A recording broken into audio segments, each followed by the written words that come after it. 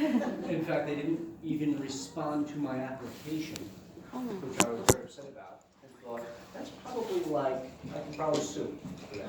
But they didn't reply at all to my application. I took the time to take the TEAS test, go through the whole application process, and got no reply.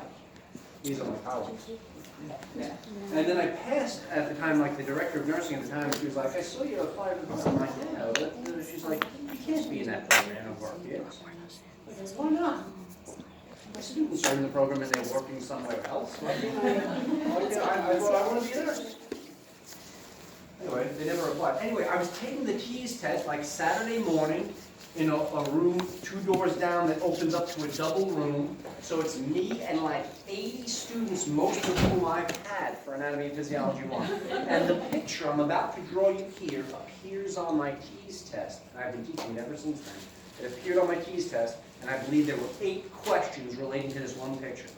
And that morning, I'm looking around going, she doesn't know this. He doesn't know this. She doesn't know this. These are my students I know for 1 or 2 semesters, and I knew they were all bombing this 8 questions regarding one picture. And then I've been teaching it in A&P 2 class ever since then. You may have seen this somewhere else in some other science class, but here it comes again. I think I had to have it in 8 or 10 science classes before it made any sense to me. Look, I'm trying to draw you a beaker. I didn't mean for one of its corners to be a right angle. I'm trying to draw you a beaker. You know they're a little bit round on the bottom, right? And it's a beaker of water, so we'll make some wavy blue there at the top. Everybody okay? A beaker of water? Good? Okay. Our beaker of water is separated into 2 compartments.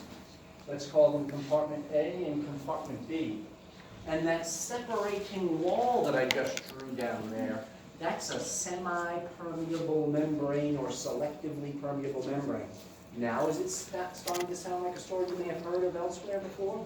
That's a semi-permeable membrane, everybody. What the heck does that mean? That means that this membrane is actually filled with tiny microscopic holes. In other rooms where I have to draw this with a whiteboard, I actually try to use my fingernail to try to like erase tiny little holes in the membrane, but this technology won't let me erase anything nearly small enough. I want you to think there's millions of tiny little microscopic holes in that membrane, so this can happen. If in compartment B there are molecules that are really, really small, they easily can pass through to compartment A. And the same thing in compartment A. If there's really, really tiny molecules, they easily fit through this membrane as though it's not a barrier at all. Those membranes are unconfronted by the existence of this semi-permeable or selectively permeable barrier. But now wait, if you've got bigger molecules in one compartment, those things can absolutely not get through. So I want you to think of the semi or selectively permeable membrane as having many millions of little tiny holes. Some molecules are smaller than those, and some molecules are bigger than those holes. And if it's a smaller molecule, you can get right through. If it's a bigger molecule, it's trapped in whatever compartment it's in. Does this sound okay? Everybody okay so far? They show this in like every biology book, unless it's an anatomy and physiology. Actually, it's in our book in chapters 2 and 3, but we didn't cover those in A&P class, right? I'd like you to think that in compartment A, let's say, we have a solution, everybody. Let's call it a 10% salt solution. So it's 10% sodium chloride. What's the other 90% of this solution? Water. Water, of course. This is an aqueous solution. That means to say, that is to say that water is the solvent in this solution. If the water is the solvent in this solution, what do we call the sodium chloride? We call it a solute. So if I was keeping a little running list of words over here, we might have like semi-permeable membrane. And now we've got this, a solvent. In bio class, we're only ever talking about water. But if you were in chemistry class, you could use other things as a solvent. You could use alcohol or oils of different types, acetone. There are different, but in biological systems, we only ever talk about water being the universal solvent, the solvent of life. What's a solute? It's something that's dissolved in the water. Wait, let me write it again. That's a U. It's something that's dissolved in the water to give us a solution. So what's a solution? Oh, it's an even mixture of 2 or more substances. I want you to know that in compartment A, we've got a saltwater solution. That's about 10% salt and 90% water. In compartment B then, let me come up with a good number that will work well for us. Let's say that we've got a 4% sodium chloride solution over here, which means, of course, it's 96% water. We've got two separate solutions separated by a semi-permeable membrane. Now, I want you to know, water is a tiny, tiny molecule, and it can easily fit through the tiny microscopic holes in this little red barrier that I've drawn. So water can easily change compartments in either direction, but sodium chlorides cannot. They're bigger and they're trapped in their compartment. Everybody get it? It's permeable to water and not permeable to sodium chloride, that red wall is. So it's semi-permeable, partly permeable, selectively permeable, based exclusively on the size of the molecules. Some of you already know this story and you know where we're going with this. I'd like you to know that if we were to set this system up, and I always say, imagine if you set it up on a Friday afternoon in a lab, and then you went home for the weekend. What are you going to find when you come back in on Monday morning? If you set this system up and you let it sit for some time, I want you to know that water is going to change compartments. But the question is, when you come back and you check it after it's sat for some time, which way will the water have moved? Will it have moved from compartment A to B, or will it have moved more from compartment B to A?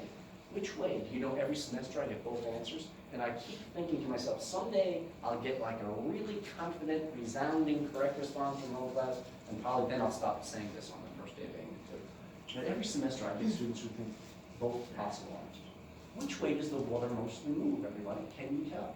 Yeah. It moves from B to A. Right, it moves from B to A. And the reason why is that same reason that sodium's moved into cells in A&P1 and potassium's moved out of cells for our matching potential in A&P1 class. You know what that reason is? Diffusion, a concentration gradient. Look, all substances move down their concentration gradient from where they're in higher concentration to where they're in lower concentration. If water can move, then water moves down water's concentration gradient. Water is in higher concentration here in B, 96, than it is in A. And all substances in the universe, we ask you to accept this as a rule or a law, all substances in the universe, you may remember me saying ever since that Big Bang, all substances are just spreading out, going from where they're densely populated to where they're less densely populated. The waters are really densely packed in here, 96, compared to over here. So they're going to spread out in this direction.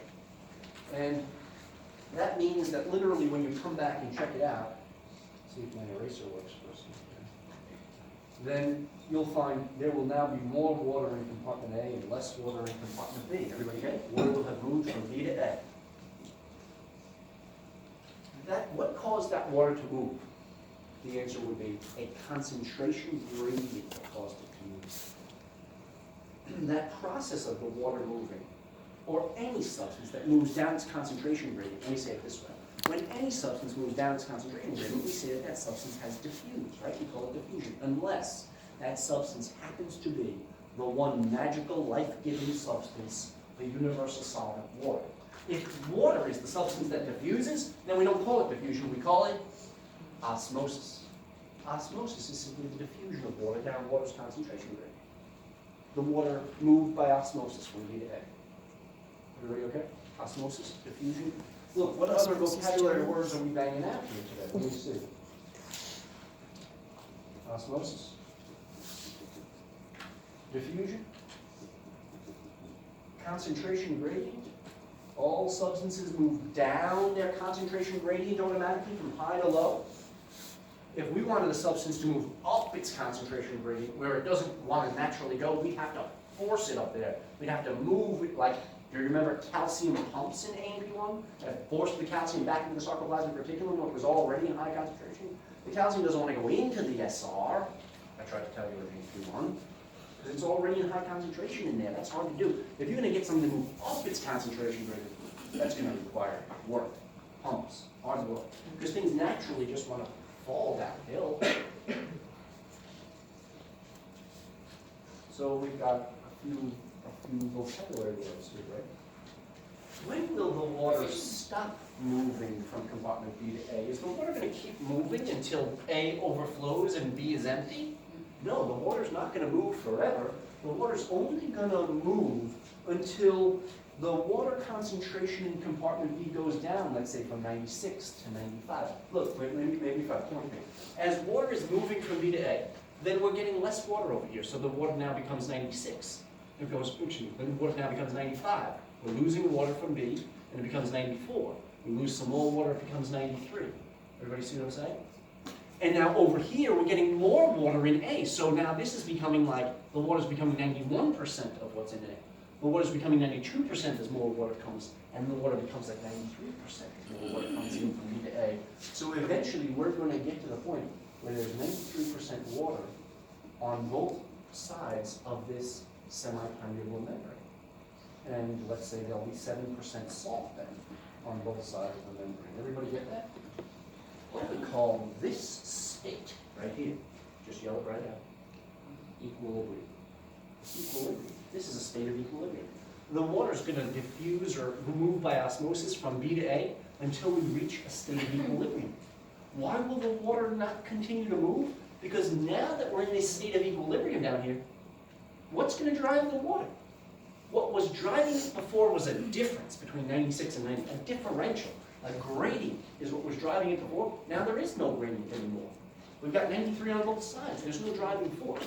Now wait, some of you are aware, actually water molecules continue to move forever through those little holes. But once we're at equilibrium, the movement from B to A will now be equal to the movement from A to B. So the waters are still moving, they're just moving in both directions equally once we reach this state of equilibrium. So we sometimes call that a state of dynamic equilibrium, because there is still movement happening there. Does that sound good? Sound like something you may have heard somewhere before? Maybe we better put the word equilibrium.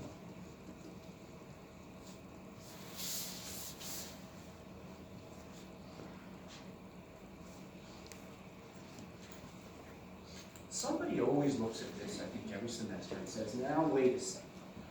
You said that sodium chloride was trapped in each compartment because it can't fit through that membrane.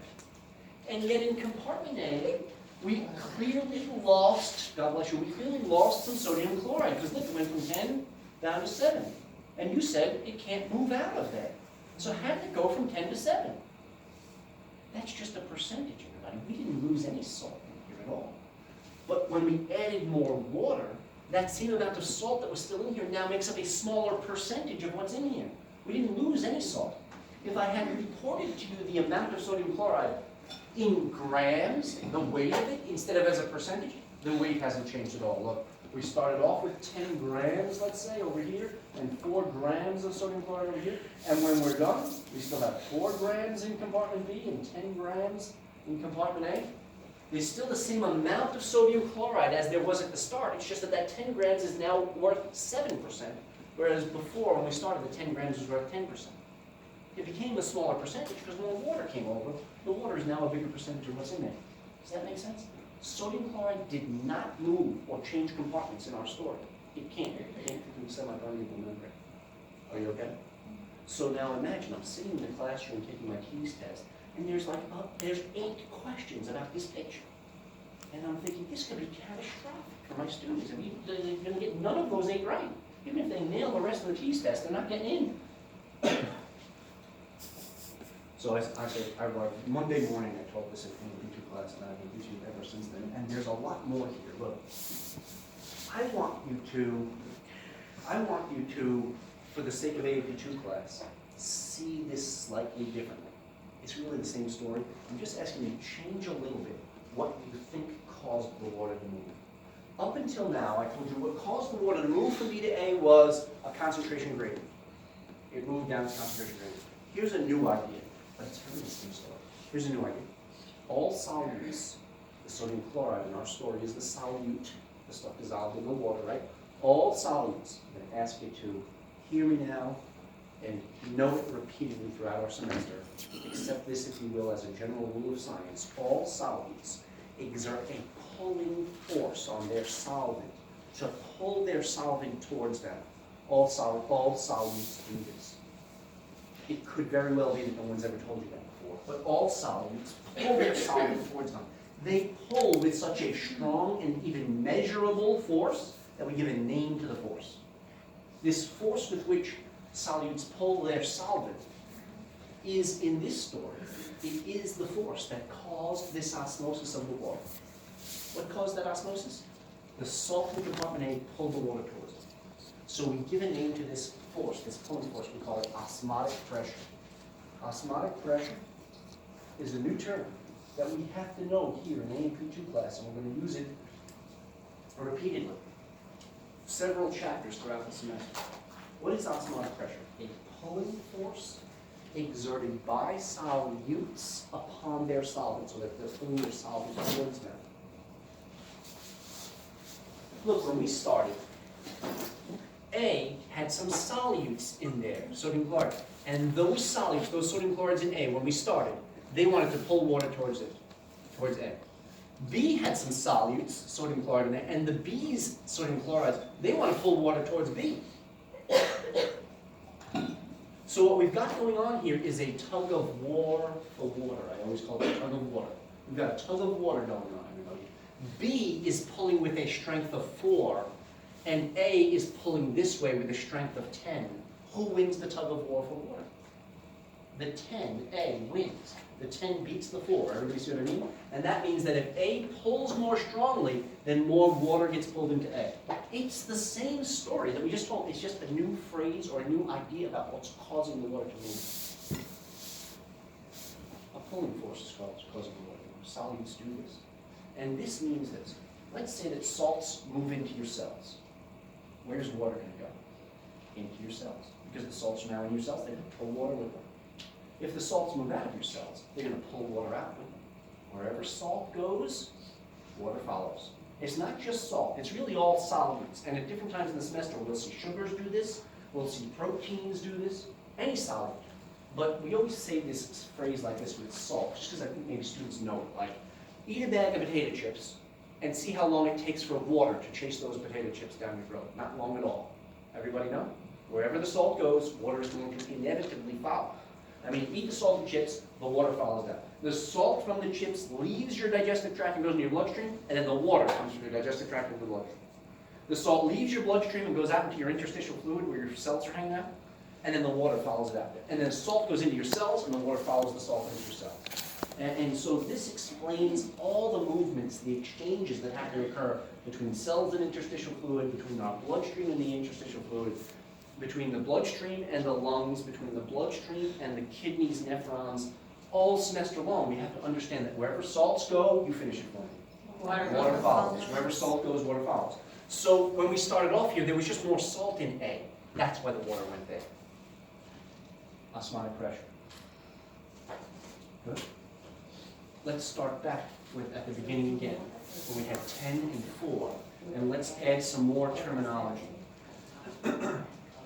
If A can pull more strongly on the water, and it did, then we say that A pulls with greater tension. And if this were Bio 105 class, I'd want you to say greater tension like this. A is hypertonic to B. Have you heard this somewhere else and then didn't really understand it way back when? A is hypertonic to B at the start of our story. What do you mean hypertonic? Well, you already know from A&P1, don't you, that hyper means more than or excessive, greater than. That's what hyper means, right? And the tone is referring to this tension, this pulling force. How much tension can A create? More than B. So we say that A is hypertonic to B. Well, at the beginning, B pulls with less force than A, so we might have described B as being hypotonic to A. Hypo, with an O there, everybody knows that hypo means under, less than, not enough. We had these prefixes elsewhere in A&P1, hypo and hypo, somewhere. If this were Bio 105, they'd say, oh, look, this solution is hypertonic to this other one. This one is hypotonic to this other one. Now, wait. After this reaches a state of equilibrium, like you come back Monday morning and we're down in these conditions now, where it's 93% water on both sides, now neither one of these solutions is hypertonic to the other. What do we describe these solutions as being? Isotonic. These are now isotonic, these solutions are. Iso, that handy prefix that means the same. Iso, you know, like that isosceles triangle that had two sides the same length. Well, we had iso in A&P1, like isometric contractions, isotonic contractions. we know iso means the same. So now both, when we get to this point here, now both solutions are pulling at the water equally. So they're said to be isotonic to one another. Whenever you use these words, I hope you realize they must be used in a relative way. You can't just say A is hypertonic. That doesn't mean anything. Because it's a comparison when you use hyper or hypo. A is hypertonic to B, you might say.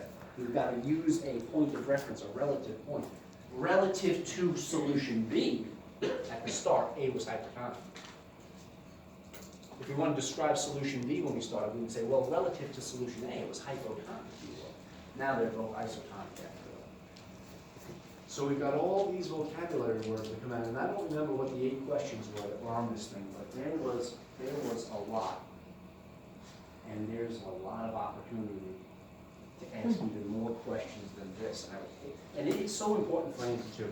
I guess I hit upon these things when we talked about the blood in those AMP2 classes way back then. I just never did it like in sort of like a sciencey way like this. I just did it in like a physiology way where we talked about like, well, why does oxygen move from your lung air spaces into the bloodstream? Why does CO2 move in the other direction?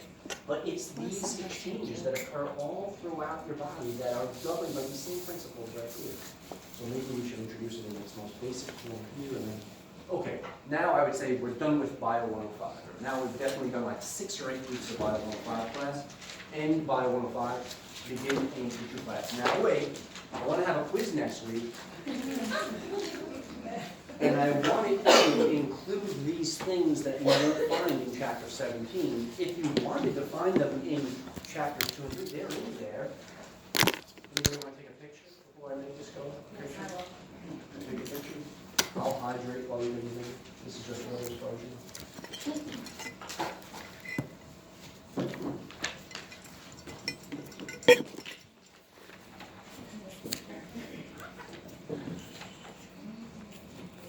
Good? Can I erase it? Anybody shrinking? On everything from the bio.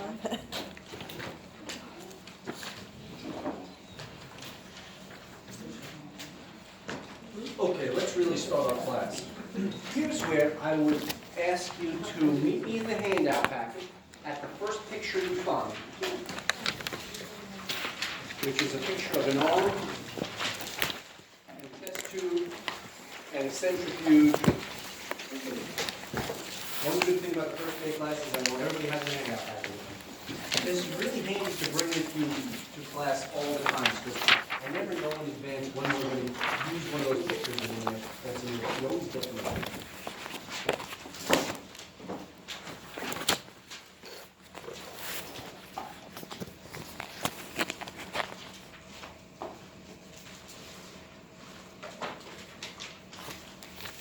Hey, here's figure 17.1 from our 11th edition textbook.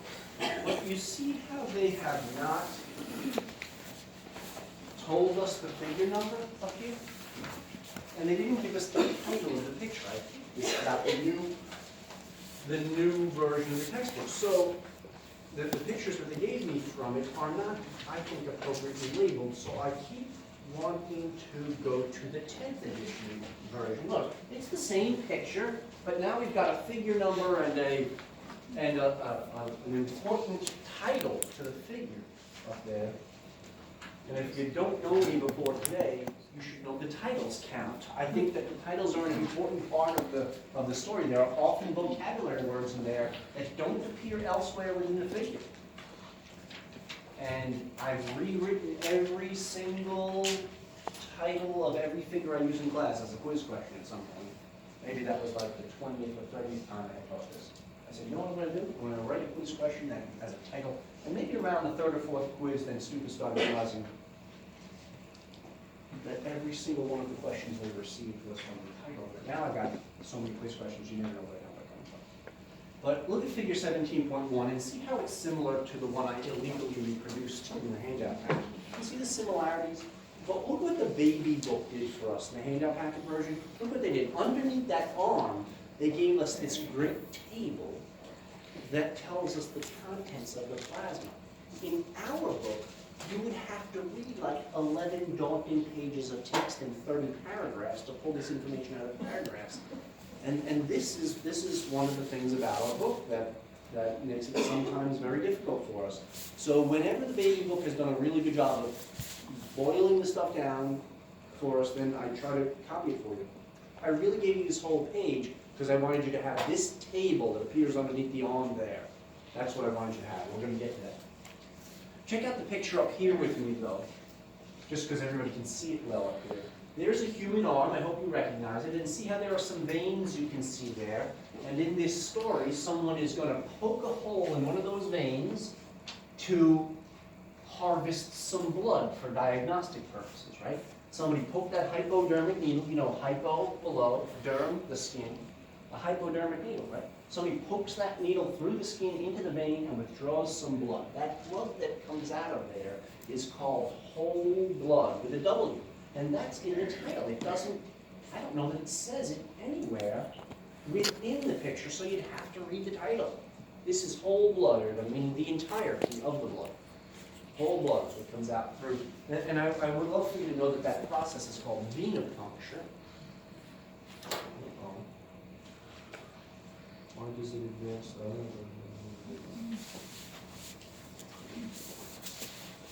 maybe if I do it this way, I can get venipuncture. The puncturing of the vein. Now we do this frequently with humans, we puncture their veins, right? Either to harvest blood or to start an IV so that we can administer some drug or medication into the bloodstream, right? So you'll in your clinical life, you may be asked to perform venipuncture. Some of you are already trained to do so. When I did my research over at Lehigh, I took blood on, I worked on hamsters. We were studying their brains. I had to take their blood sometimes 3, 4, 5 times a day. And the hamsters don't have nice surface veins like this. So we always had to take the hamster's blood by direct cardiac, right out of the heart. And then when I was years into my research, then the USDA, what does that stand for again? The Department of Agriculture, they decided that that's a procedure that a hamster has to be asleep for. So I had gotten to where I could just grab a hamster and get that blood out of there, and in 2 seconds the hamster doesn't know what the hell happened, they're back in that cage, happy as could be. But they decided that was too inhumane, and now the hamsters had to be asleep every time I wanted to get their blood, and I was taking their blood 3, 4, 5 times a day. And it's actually less humane to anesthetize the damn thing 5 times a day. So I had to keep putting them to sleep to get their blood, and it delayed my research by years, literally. So venipuncture is a luxury, everybody, that we have with our human patients, that we have these surface veins that are so accessible. You poke a hole, the blood comes out, you've got whole blood. Now watch on the picture here. We put that whole blood into a test tube, and then we subject it to many times the force of gravity in a centrifuge. That's the purpose of the centrifuge, is to sort of like exaggerate the force of gravity or accelerate what gravity would do to the blood. When you spin that for a few minutes in there, then what comes out of the centrifuge then is separated blood. We wouldn't use the term whole blood anymore. I mean, it's all still in there, but look, it's now separated out into its component parts. And those of you who've already been to lab have probably already had this discussion, but if you haven't, maybe I'm introducing you to it for the first time. When you separate the blood in this way using gravity, then the most dense components of the blood end up at the bottom, and the least dense components end up at the top, because gravity is pulling more strongly on dense things than it is on less dense things. So the piece of the blood that ends up at the top is called the plasma. And that's the watery portion of your blood. It's basically water, but it's got a lot of things dissolved in there. It's a solution, the plasma. What do you mean a solution? Well, there's a solvent, water, and there's a lot of solutes dissolved in there. That's a solution. That plasma should make up about 55% of the height of the contents of that test tube. It's about 55% of the whole blood. And we've got to talk more about that plasma and what's in there using that table in the handout package. That's why I gave you the table. But look at what ends up at the bottom. These are your red blood cells packed down here, or let's call them erythrocytes, so we can sound like we took a college class, right? Red blood cells, erythrocytes. Or you can abbreviate them RBCs if you want to also. Those red blood cells are the most dense, so they end up down near the bottom. pulled more strongly by gravity, and they should make up about 45% of the whole blood. Plasma, 55%. Red blood cells, 45%. And if you're doing the math on that, that's everything. That's 100%, right? But there is more. Because what usually, maybe it's even a little bit exaggerated on this picture, what looks like just a coating of dust on the top of the red blood cell layer. When you take it out of the centrifuge, you can see what looks like a little coating of dust is called the Buffy coat, where our immune cells, our white blood cells, and our clotting elements called platelets, they're all found in that little bit right there. The Buffy coat is the white blood cells, or if you want to sound fancy, you call them leukocytes. Leuko is a handy prefix, it means pale, and I hope you'll learn from it if you want to cite just means cell. So it's like your pale cells, those are the immune cells. We'll cover them a little bit here and a lot when we get to the immune system. And platelets that are involved in blood clotting, they're all in here. But look, that makes up less than 1% of the whole blood. It's like a fraction of 1% that Buffy coat makes up. Well, there's a few vocabulary words that come at this. Like already erythrocytes and leukocytes might be new words to you. Erythrocytes are red ones, leuko is the pale white ones.